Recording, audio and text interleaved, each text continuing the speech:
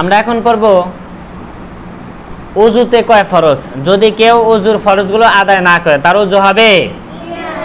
আচ্ছা, ওযু যদি না হয় তাহলে তার নামাজ হবে? যার ওযু হবে না তার কি কোরআন শরীফ পড়া যাবে? ওযু না হইলে কোরআন শরীফ পড়া যাবে না, নামাজ পড়া যাবে না।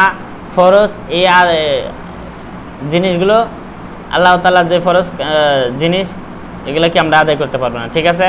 যেমন নামাজ, তারপর কি এভাবে যেগুলা আছে আর কি ওযুর সাথে করতে হয়, এগুলো আমরা আদায় করতে পারবো না, ঠিক আছে?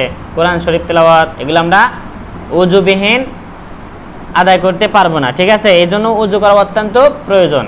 কেউ যদি ওযু করছে কিন্তু ওযু হয় নাই, এমত অবস্থায় নামাজ পড়ছে, তাহলে কি তার নামাজ হবে? নামাজ কিন্তু হবে না। তাহলে ওযু নামাজের জন্য অত্যন্ত প্রয়োজন, ঠিক আছে?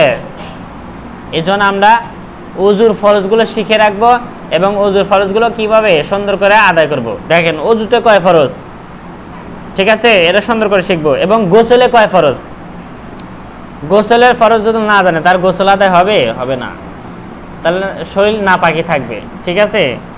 এরপরে তায়াম্মুমে কয় ফরজ। আপনি কোথাও গেলেন, যাওয়ার পরে ওখানে কি পাইলেন না? পানি পাইলেন না। এদিকে তাকান সবাই। পানি যদি না পান তাহলে কি করতে হবে? তায়াম্মুম করতে হবে। কি করতে হবে? এখন তায়াম্মুম যে করতে হবে, আপনি তায়াম্মুম করবেন, তায়াম্মুমের ফরজগুলো যদি না জানেন তাহলে কি তায়াম্মুম করতে পারবেন? ওযুর মতন তো তায়াম্মুম করা যাবে না। তায়াম্মুমের ফরজ 3টা, তাই না? ওযুর ফরজ 4টা, গোসলের ফরজ কয়টা? 3টা। গোসলের ফরজ 3টা, তাই না? তাহলে গোসলের ফরজ 3টা, তায়াম্মুমের ফরজ 3টা, ওযুর ফরজ 4টা। এই 4টা আমরা ইনশাআল্লাহ এই ভিডিওতে শিখব, ঠিক আছে নি? সবাই শিখবেন তো ইনশাআল্লাহ। দেখেন, ওযুতে 4 ফরজ, সমস্ত মুখ ধোয়া, সমস্ত মুখ সুন্দর করে ধুতে হবে। তাহলে 1 নাম্বার ফরজটা আদায় হয়ে গেল। 2 নাম্বার দেখেন, দোনো হাতের কোণে সহ ধোয়া,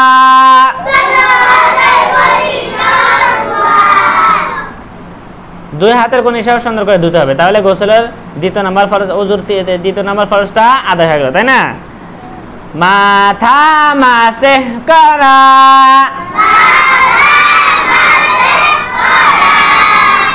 এখানে সমস্ত মাথা না মাসেহ করলেও মাথার 4 ভাগের 1 ভাগ কমপক্ষে আদায় করতে হবে, তাই না? এভাবে 1 ভাগ আদায় করলে তাও ওযু হয়ে যাবে। দেখেন, দোনো পায়ে টাকনো সহ ধোয়া, আপনাদের 2টা পা আছে, যে 2টা পায়ের যে উপরে যে একটা গাঁট আছে, এই টাকনো সহ কি করতে হবে? ধুতে হবে। এরপর দেখেন, গোসলে 3 ফরজ, কুলি করা। যখন আপনারা গোসল করতে যাবেন সর্বপ্রথম কি করবেন? ভালোভাবে মুখের ভিতর পানি নেওয়া, সুন্দর করে কুলি করবেন, ঠিক আছে? দেখেন, কুলি করা। নাকে পানি দেওয়া,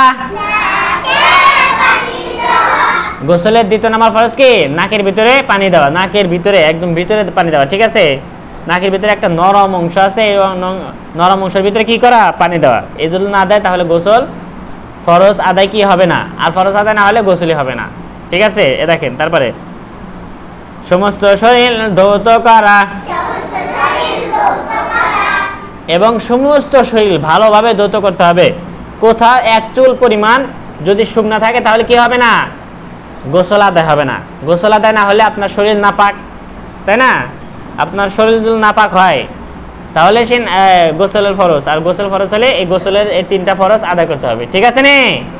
দেখেন, এরপরে তায়াম্মুম, তায়াম্মুমে 3 ফরজ, তায়াম্মুমের নিয়ত করা। সর্বপ্রথম তায়াম্মুম করার আগে আপনাদের নিয়ত করতে হবে, হে আল্লাহ, আমি পবিত্রতা অর্জন করিতেছি, নাপাকি হইতে পবিত্রতা অর্জন করিতেছি, তাই না? আচ্ছা, দেখেন, এটা আপনার এই তায়াম্মুমটা আপনি ওযু করতে কি করতে পারবেন?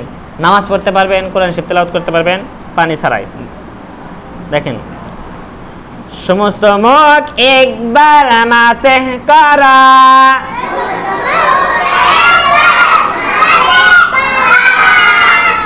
এরপরে পাক মাটির ভিতরে হাত রাখা এই দুই হাত ঝাড়া দিয়ে সুন্দর করে এভাবে পুরা মুখ কি করবেন, মাসহ করবেন। দেখেন, আপনারা দেখান পুরা মুখ দুই হাত দিয়ে মাসহ